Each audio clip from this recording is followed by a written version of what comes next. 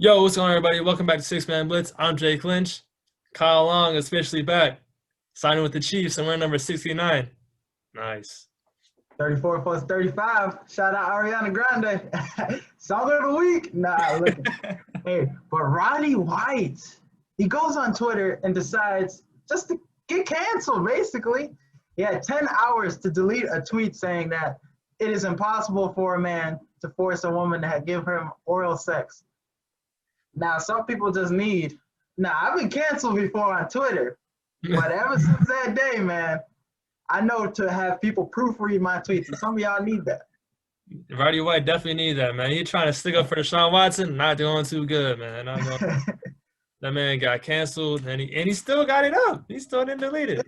10 hours, delete it. Yeah, just deactivate your Twitter for at least a day. But we got a great interview for you guys today. We got NBL and former NBA forward Ben Moore from the Brook. He's got a great interview. Bolingbrook alone. Talking about a story from Bolingbrook, how he ended up in the NBA. He bounced around from the G League to the NBA, and now how he ended up in Australia. We talk about even how Australia is in COVID and how it's different from America and all this. And it's overall a great interview. And the after interview, talk about the Chicago Bears pretty much tanking at this point, rebuilding. We talk about free agency and getting into March Madness. You know, it's that time of the year. Didn't get it last year, so it's excited to get a March Madness bracket just to fill it out, man. It's been nice. I've had a few, but I just put it all in one. Let's put it all in one. If you don't have a bracket with Illinois winning, bro, get out of Illinois. I don't have one. But anyway. So make sure to subscribe to Six Man Blitz on Apple Podcasts, Spotify, YouTube, Pandora, anywhere you listen to podcasts, we are on there. Make sure to give us a 5-star rating on Apple Podcasts. Make sure to like our videos on YouTube. Make sure Apple Podcasts, Spotify, you hit that plus button next to our episode. Get that download. It's harmless. You don't gotta do nothing besides that. You only gotta listen to the whole show. Just do that. Help your boys out. Hey, even if you're bored, like hit that unsubscribe and then resubscribe just to do it. Hey, it'll help us out. I do it a couple times.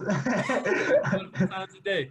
But we got a great show. But keep entering the giveaway as well. It's on J Inks at Instagram. And giveaway ends this week, next week. So there's some good prizes, man. Yeah, definitely. Support it all day, J Inks. Yes, sir. You know how we come with the giveaway. It's a good stuff in the interview, the giveaway. Should I entered it myself? I had to. Might as well. Hey, but if you win, they're gonna be like, "Hey, you cheating though." So watch out. But we got a great show for you guys today. Anything else? Hey, if you see a Six-Man Blitz DM or a Micah Huff or Jake Lynch DM and you're a celebrity, answer. We can use you on the show. All right, now let's get into an interview. Touchdown Bears! No way! Fires, yes! The Bulls lead 87-86. Hello? You play to win the game. Let's go to eat a damn snack. All right, now we welcome on former Pacers, Spurs, Bolingbrook alum. current NBL forward Ben Moore on the program.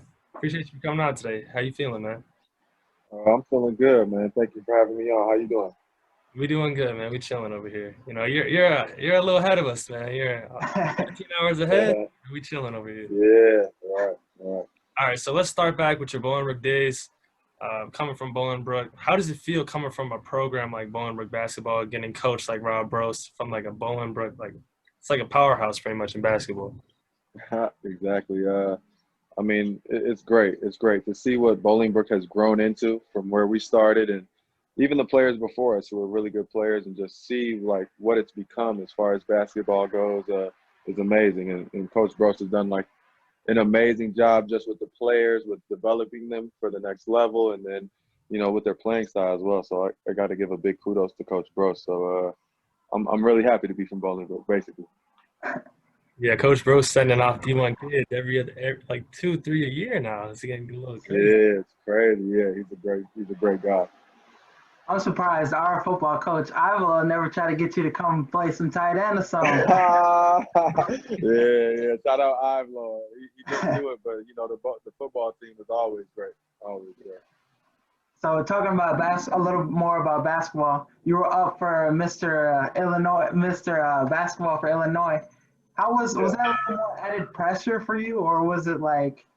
No, it really wasn't any pressure at all. Just because the guys that I was playing with, like I knew my whole life, so they were always supportive, and it was never really about the Mr. Basketball thing. It was more so like we were all trying to win and get to a next level. So just with those group of guys, it was easy. Yeah, so you talk about getting to the next level. What ultimately made you end up at SMU? You know, a kid from Bolingbrook ending up in Texas. How did that happen? Right. Yeah. So there was a few different schools on my list that I really was feeling. One of them was University of Illinois, which makes sense because who doesn't want to go to U of I? Another was Colorado State, and the coach there was Larry Eustace at the time, a guy that I really liked. They were showing me support from the beginning. And then SMU with Larry Brown, who was showing interest as well. So, like, I went on my 3 official visits there.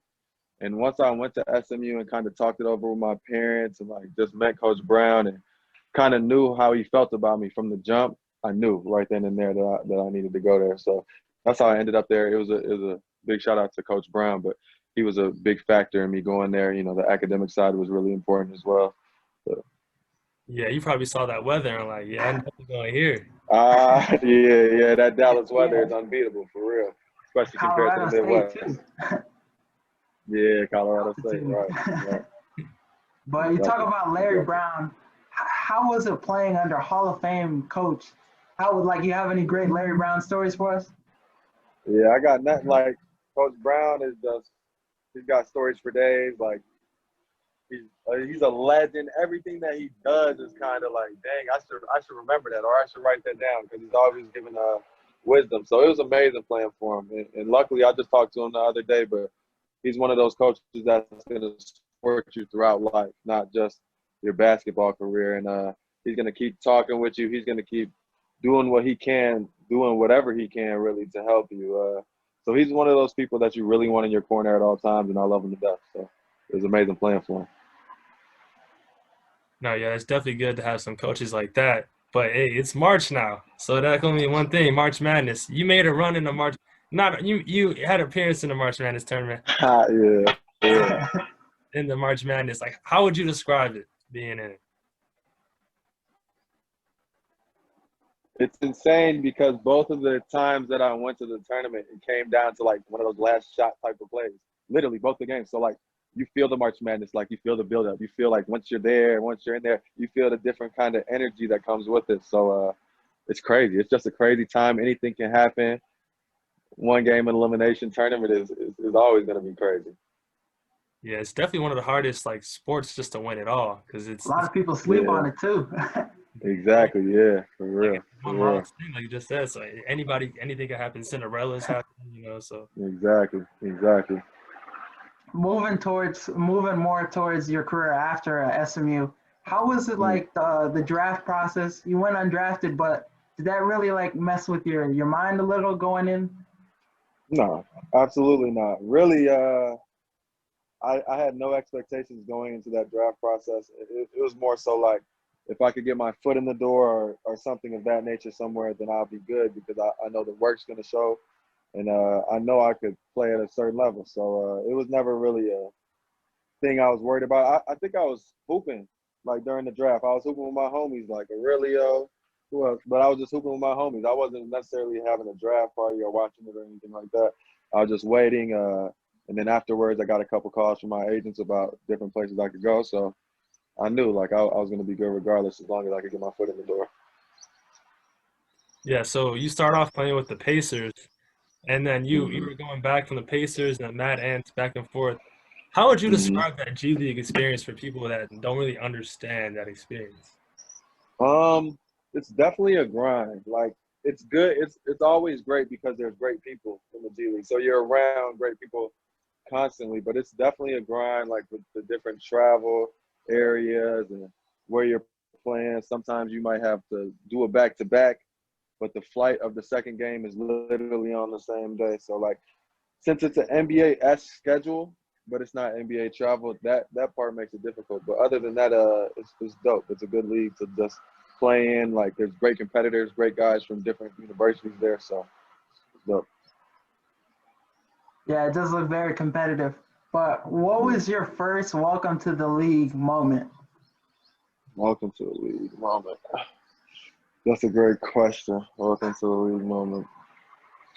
I don't know. I think it's just because when you're a basketball head, you're going to know a lot of players beforehand, or you're going to, as a kid, you watch certain players play. So, like, as soon as I came in, I was, like, able to be around Pacers players, just like Thaddeus Young, those guys. It's just like, wow, this is really where I'm at. So I don't think I necessarily had a specific moment where I was like, oh, this is the welcome to the league moment. But, you know, just being around those type of guys that you've seen as a kid play, or not as a kid, but as a young adult play, and being around them. Yeah, Right. I lose my mind seeing players like that. Like I played 2K with certain players. I see, dang, you Exactly. You play 2K with them and you see them in person, so it's dope. Like my career in real life, you know, all those cuts. Exactly. Right. So after the Pacers, you went to the Spurs, and then you got Gregg Popovich. How was it being with Gregg Popovich and being with one of the greatest coaches of all time? I mean, it was amazing just seeing the way he operates, seeing what he does. He's an artist. He's a wizard with the basketball stuff. So just kind of learning in different situations what he's doing and where his mind is dope seeing, because I got to see him I got to be with him during the regular season and seeing the way he coaches. And I got to see, like, in a 7-game playoff series, the way he coaches and his approach. So it was really cool seeing that. Now, how would you said you're in the playoffs. How would you say, how was it in the playoffs now? Like, you played March Madness, now you're in the playoffs. How was it in the playoffs? Playoff basketball is different, man. All right. Playoff basketball is different. It's just like, it's a spectacle, honestly. Like, it's a spectacle because, like, you really have to grind out every play. Nothing is given. Like, you're gonna not give an inch if you can. So it was dope seeing. It was dope being a part of. And I mean, that series with Denver was amazing. Like, great players making great plays all the time. So you go from playing at the Spurs, great organizations, to going to play in Australia. What all went into that decision for you? A few different things. One of the biggest things was COVID and the way it's playing out, and kind of how Australia has been handling COVID. And then above all was the team. And, like, I got to meet with the GM and the coach beforehand on the Zoom meeting and speak with them about what they're trying to do here and what we're trying to do here ultimately. And that's win a championship and win and bring this organization to a new level, because it's a pretty new organization. So once I got to speak with them and weighed all the pros and cons of it, it was a for sure thing for me. I definitely wanted to come. Yeah, it looks like you're enjoying Australia. Got the shades on, kick back, relax. Exactly. The weather's perfect. I don't have to deal with any snow, no cold weather right now, so I'm good. Yeah, that Chicago weather hit different. Oh, yeah. It's different for sure. Now, you talked about COVID a little bit. How is it Australia? Australia doesn't have COVID or anything, right? So how is it? Yeah, it's dope because we're one of the only leagues in the world to really be able to have fans. Now, mind you, people still have to wear masks and things of that nature, but, like, the fact that we're able to have fans is amazing, and it just brings a totally different energy to the game. And it's hard playing in, like, those empty gyms like that. So Australia is really doing it the right way, and it's love. Yeah. And so now you played in the NBA and now you play in the NBL. What would you say, like, is the biggest difference between those two leagues? Right. Probably just the playing style. You know, really the facilities and the way they approach the game kind of mirrors the NBA, but as far as, like, the playing style and different kind of athletes in the NBA compared to the NBL, like, the NBL is still an amazing league, but NBA is just that next step up, you know? Right.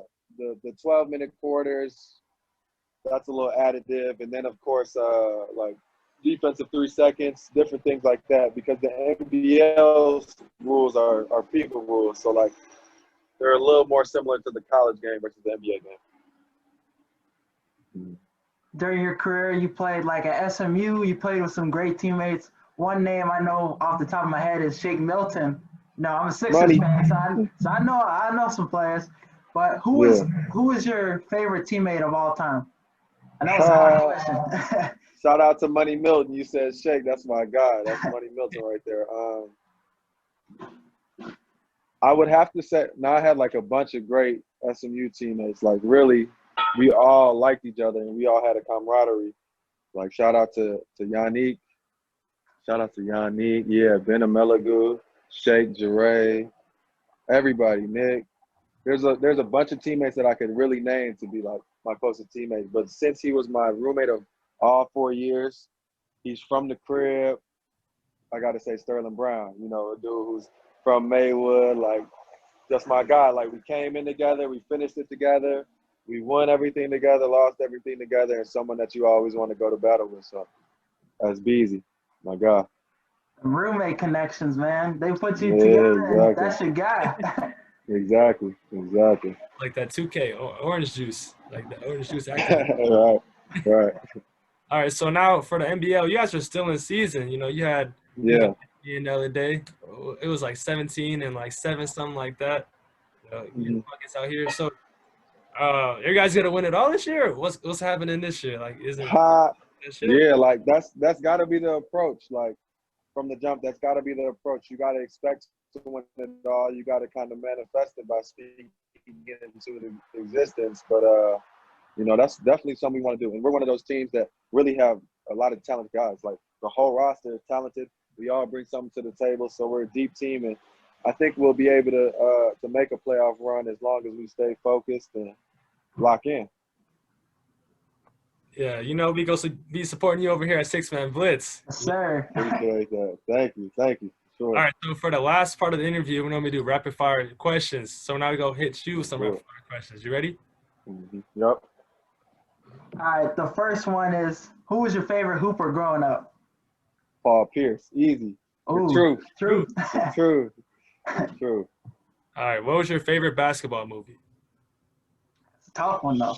Space Jam, probably. It had to be Space Jam. I loved it. They probably going to the backyard doing all those dunks that MJ did. And all exactly. Exactly. I know some people, you know, over the year, even though The Last Dance came out, a lot of people still say, you know, LeBron better. But settle the LeBron-Jordan debate for us right here. It's always tough for me because, like, I grew up in the LeBron era. LeBron is really the man, like, in my eyes, like, for our era, he's obviously the GOAT. He's a great player.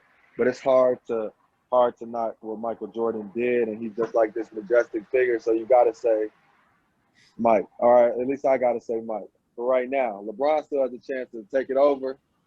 He's a great overall basketball player, probably the best overall basketball player. But since MJ is just a 6-0 majestic guy, you got to give it to him.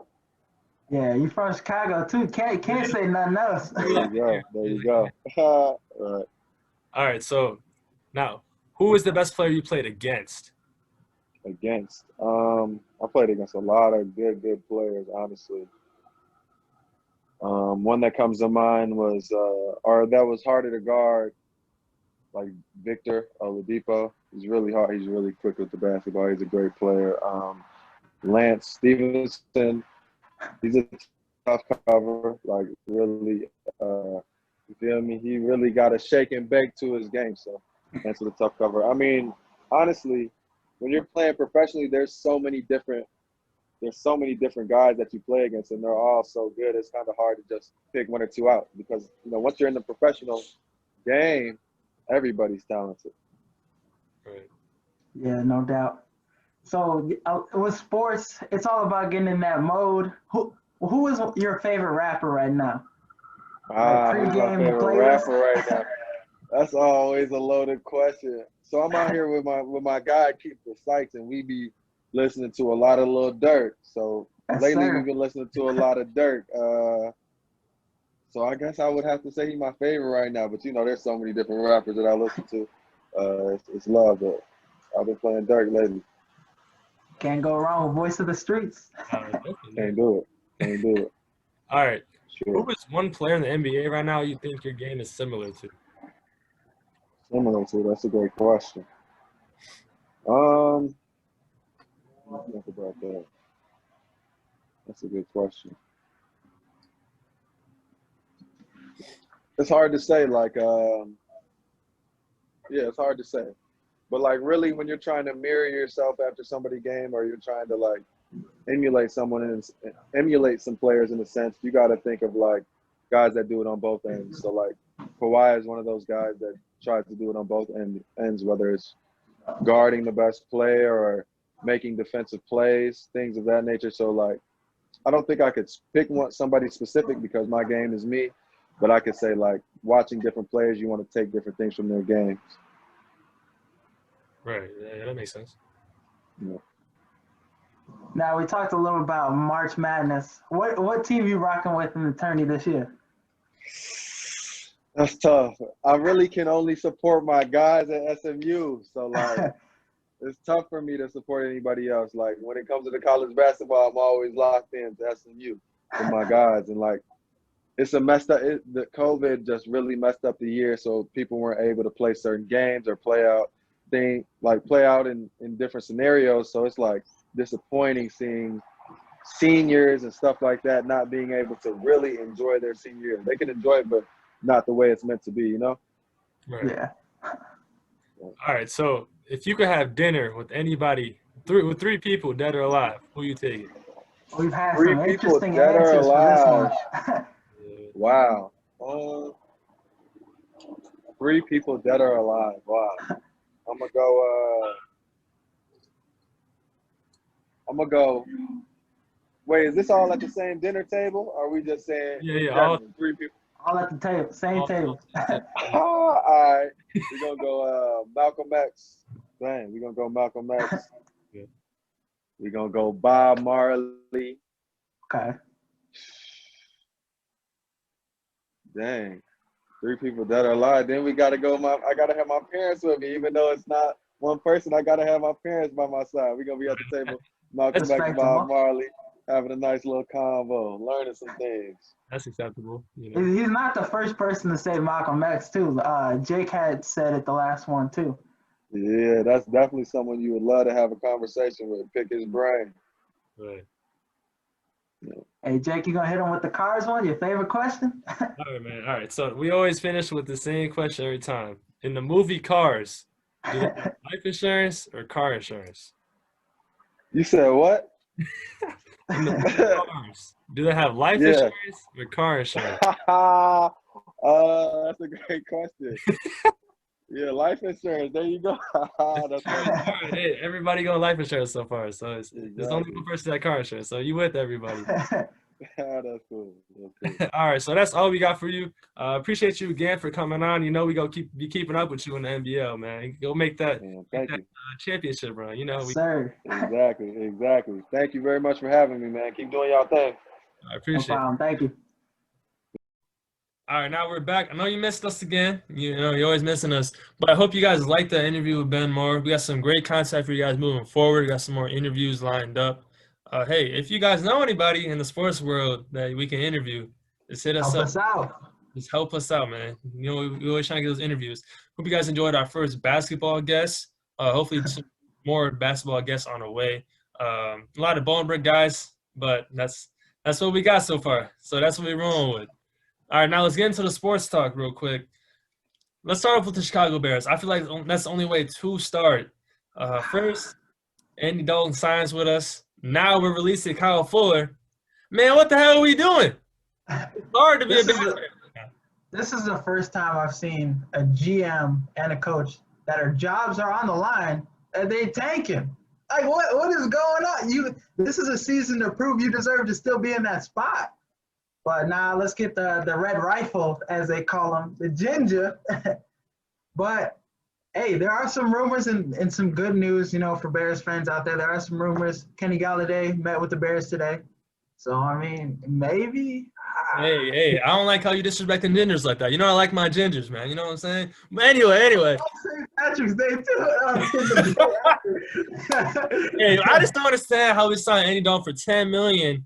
When Andy Dalton played for the Cowboys last year for $3 million, and then Mitch Trubisky signed for $2.5. Why are we signing him for $10 million? Nobody else is competing with him. Nobody else is in the right mind to go sign Andy Dalton to a starting job. the thing is, we could have had Andy Dalton last year too. I'm saying. So a guy we're going to get last year, but we get Nick Foles. Like we should have made like a trade for somebody that's there's potential for. We know what we're getting with Andy Dalton. We know. And our team is not a team just to put a guy in that's going to be good if his surroundings are good. You know what I mean? So I mean.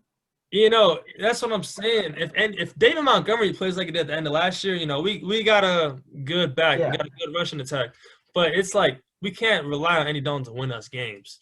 Nah. Shit, and we've never had a quarterback that won us games. Exactly. I just don't understand how Mitch Trubisky and Andy Dalton are on the same level, but Mitch Trubisky signed for 2.5, and Andy Dalton signed for 10. I just don't understand this Ryan Pace combination and Matt Nagy. I know as soon as they signed the deal with Andy Dalton, I know they high-fived each other thinking it was a great move or something. Yeah, great move, yeah. And their jobs on the line. Like, what are they doing, man? I would have been sweating, bro, like seeing all the quarterbacks get off the market. You can't get Russell Wilson no more. I'm like, shit, I'm done. It was like 3 first-round picks, a third, and 2 young stars. So Kyle Fuller was definitely in there. Yeah, I don't know if I would have put him in that package too, to be honest. I don't know if Khalil Mack was in there. I don't know if they can afford him.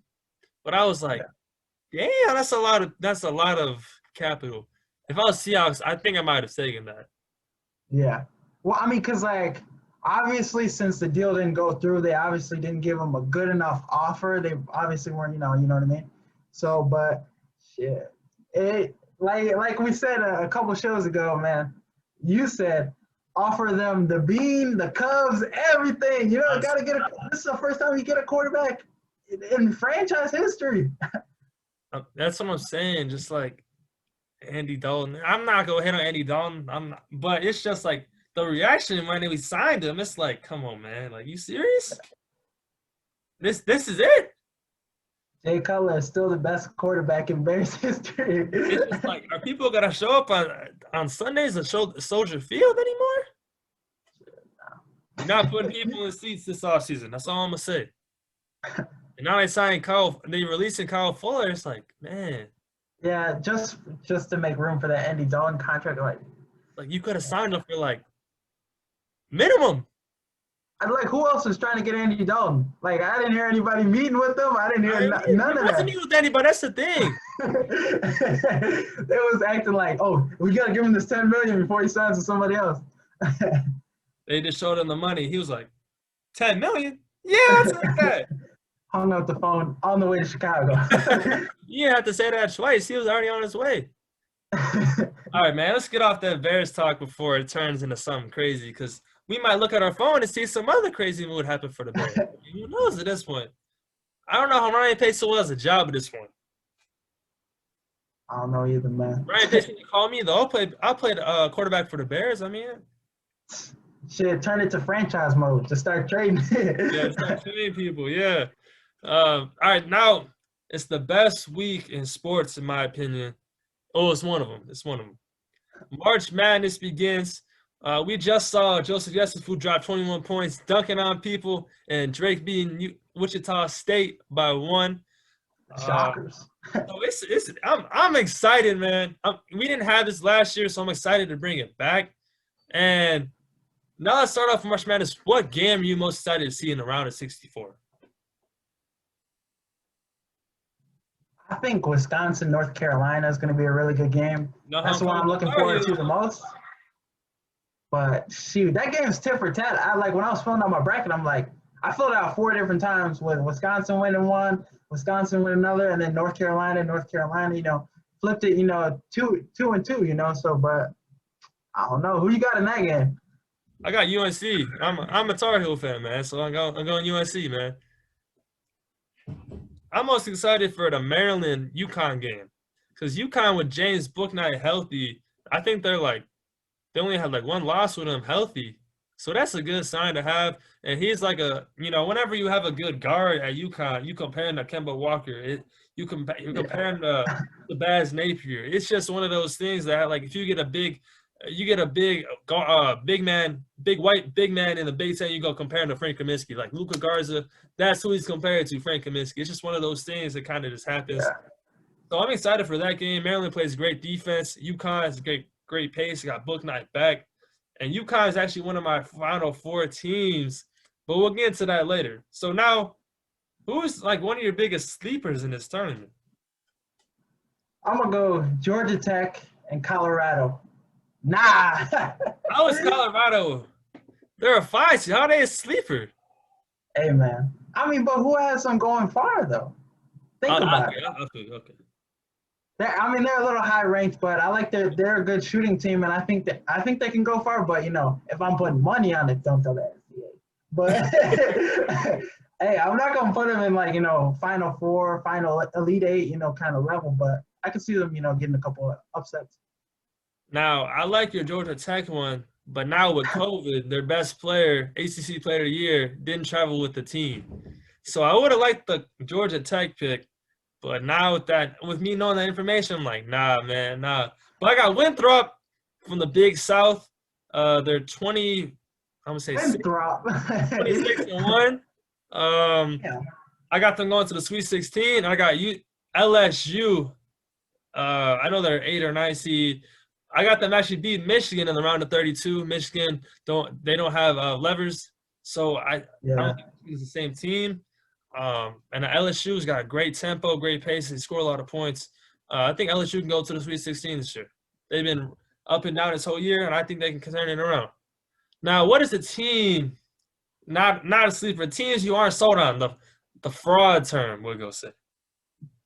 I'm not going, go so hard to call them frauds, but Michigan, missing one of their best players. I'm not as sold on them anymore. Like, coming out, they were like the number 1 seed in the Big Ten tournament, and lost to Ohio State. They didn't hey, it was a close game, but and then I'm gonna go agree with you on Villanova too, but I don't know, man. Like if you're doing the tournament, well, maybe it's a little too late.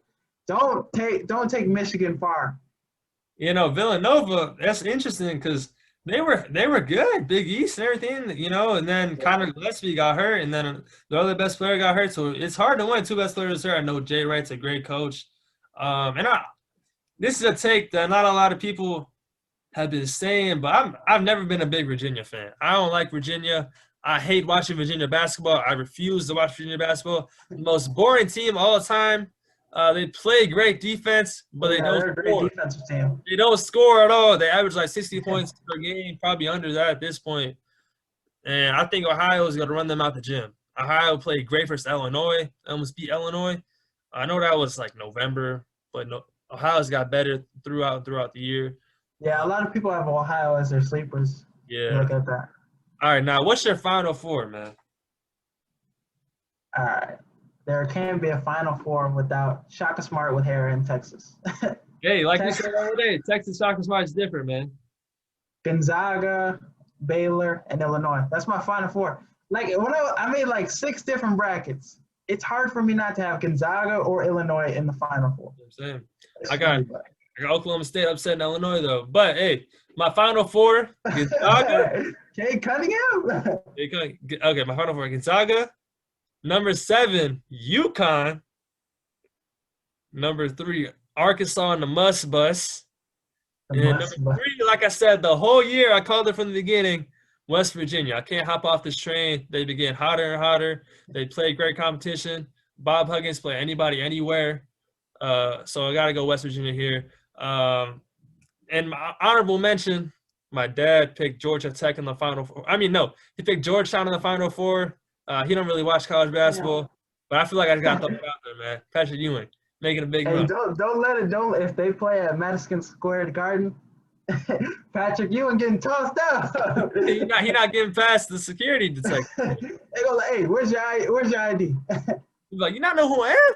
But what's your national championship prediction? I think it's clear. Illinois. All right, I got Gonzaga over West Virginia. That's mine.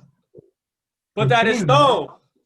I think you had Gonzaga all year, so I mean, yeah, really no different. I mean, I had Baylor and I had Illinois as my dark horse. You could quote me on that. Illinois dark horse. Now they're my champion. We got it on YouTube. But Gonzaga best team they got Gonzaga's best team ever, I'm saying. Ever? So that's on paper it is. Let's see what happens in a tournament. So I hope they go far. Now let's flip away from March Madness for a second now. NFL free agency. It started. It's going crazy. Lots of money being spent. I got Ian Rappaport's notifications on. Adam Schefter's notifications on. You know, I think it's that time of year. You Even gotta have Shams notifications. I know Shams on, even getting involved too. Like, what, Shams, what you doing? Shams stealing the thunder. Like, Shams, do you even sleep, man? Like, what you doing, man? My man don't take no naps throughout the day. But who is your biggest winner from free agency? I'm gonna go with the Patriots, man. I think that's one year. Like right after you saw Cam Newton struggle. I mean, he was throwing to players that played quarterback and just calling guys off the street. I swear, Foot Locker employees. But now you got him, the two best tight ends coming out of free agency. They don't draft well, you know. N'Keal Harry, you know, hasn't been producing. So hey, let's get our talent in free agency. I think Nelson Aguilar was a good pickup. Kendrick Bourne. Hey, don't be surprised if they keep going. They just re-signed. They just got Kyle Van Boy back. Yeah, that was a steal. They got a third-round pick out of that too. And their O-line, you know, Trent Brown coming this year. But Patriots are making moves, man. They've been making. Hey, are they good enough to compete with the Bills though, or even the Dolphins? Hey, the Jets making money moves too. They got the second round. They got second overall. I'm not saying they're going to be good, but they're going to be – Hey, we're going to quote you on that. No, the Jets going to be the Raiders from last year. The team that they're like, you know, hey, watch out for this team. But they end up doing bad. That's the – We know what happened. Hey, those Raiders let you down last year. Hey, when what was it? The Jets beat the Raiders? I had the Jets over the Raiders, and the Jets blew it. Lamar Jackson, the DB, running, you know. But Lamar Jackson, the DB. Hey, hear me out, though. Jets – you know, they signed Corey Davis. They go sign Juju Smith-Schuster. They go keep Darnold. They go sign Penny Sewell out of Cincinnati, like you said. And then they go sign like a big cap. So and maybe Richard Sherman even. They keeping they getting Zach Wilson to you then? You think? No. I think they go get Sewell, number 2 pick, because I think they keep. Okay. Well, if they get him, they probably trade down a little maybe. Let somebody get that. Maybe get Kyle Pitts. More capital. I think my winner free agency has got to be the Arizona Cardinals. You know, they're bringing in a lot of old people, but I think that's good because Kyler Murray's young. Cliff Kingsbury is a young coach. So I think they need some other guys. J.J. Watt's veteran. A.J. Green. We've seen what he did the first few years he was in the league. Now he's kind of, I wouldn't say the washed word. I wouldn't say the W word quite yet. Just got to stay healthy. That's the only thing. I think he just – injury bug. If you say he washed, hey, just see me. Hey, just come to the streets, man. I think we got a box for the one time. And then they got Rodney Hudson, great offensive lineman. So, and then they got the 15th pick in the draft too. So they could use that on a cornerback that they just lost on, Patrick Peterson. They could use that for.